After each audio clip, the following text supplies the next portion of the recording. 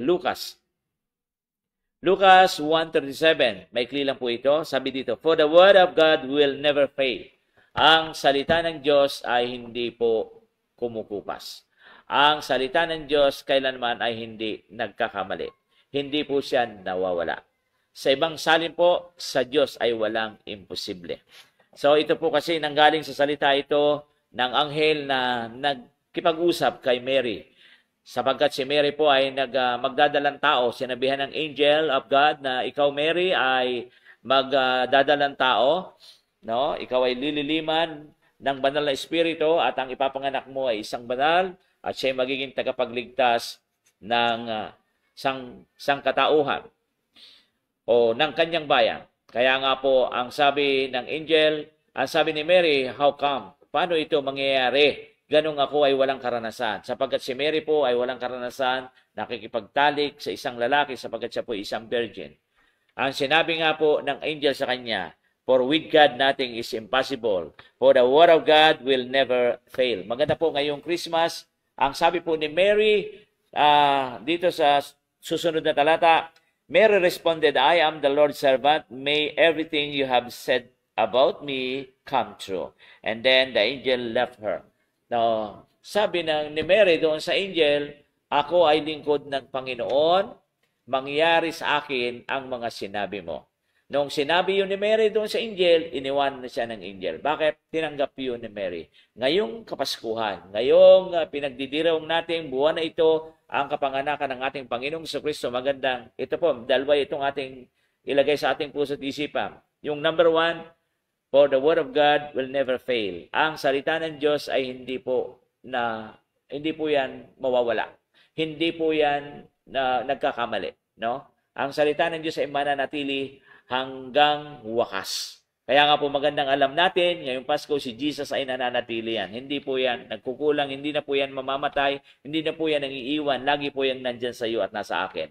At dapat sana yung responded, maging tayo po naman ay na-recipient ay ganito, parang si Mary. Ang sabi ni Mary, be it unto me according to your words. Maganap sa akin ang lahat ng sinabi mo, sapagkat ako ay alipin ng Panginoon Diyos. So maganda po ngayon, yung salitang ating narinig, ano ang Kapaskuhan? Kapaskuhan is Jesus. It's all about Jesus. Dapat ikaw at ako, ang ating lang gagawin, kagaya ni Mary, mangyari sa akin ang sinabi ng salita ng Diyos. So ito po'y paalala. Kumusta ka na sa Paskong ito? Ano ba ang pinagkakabalahan mo? Ano ba ang pinaghahandaan mo? Ano ba ang inihanda mo na mga bagay sa pamilya mo? Hindi po masama na tayo maghanda, na tayo po ay maghanda ng maayos ay kaya lang, ang pinakamaganda, yung main focus o yung pinakang main point talaga, bakit may Pasko? Because of Jesus.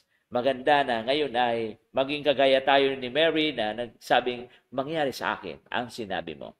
Ang ibig sabihin nito sa ngayon po, minsan po ang angel ay hindi natin nakikita, pero dito sa Word of God ng ating narinig, habang narinig natin pag sinabi ng salita ng Diyos, ako ang daan ng katotohanan at ang buhay, ako ang nagliligtas sa iyo, dapat sasabihin mo, be it unto me.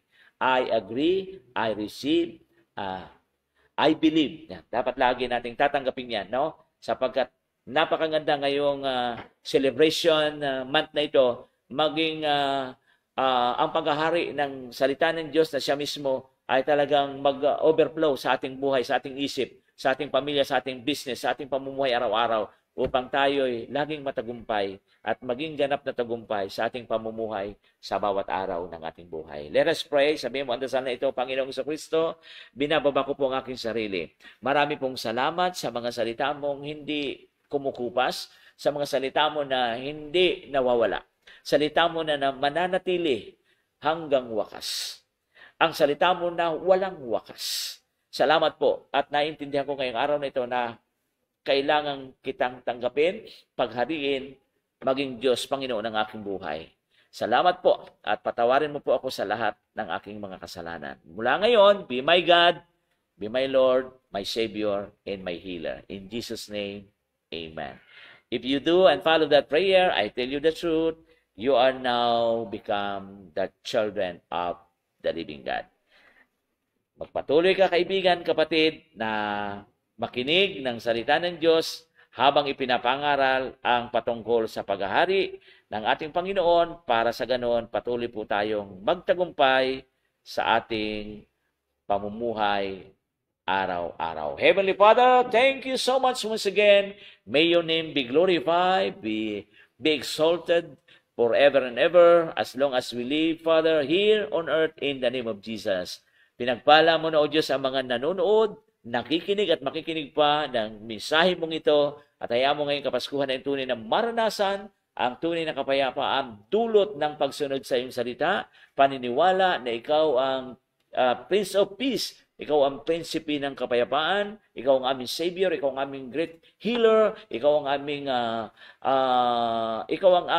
you are the source of our life, you are the source of everything we need here on earth. Father, thank you so much. Kaya mga po ang salita mo ay makatotohanan na magmanifesto sa aming buhay para makita ng maraming tao na buhay ang Diyos, at ngayong Pasko, kailangang ikaw ang maging solusyon, ikaw lamang ang aming pagtuunan ng aming buhay, panahon, everything na meron kami, sapagat itong lahat na ito ay galing sa iyo. Father, receive all honor and glory, thanksgiving, Father, in Jesus' name we pray. Amen.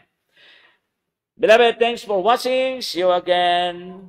I'm not sure tomorrow, but ipupus po natin ang mga news sapagkat we're too much busy. No, ito po kinuha nga lang po natin itong pagkakataong ito para tayo makapag-live sa studio.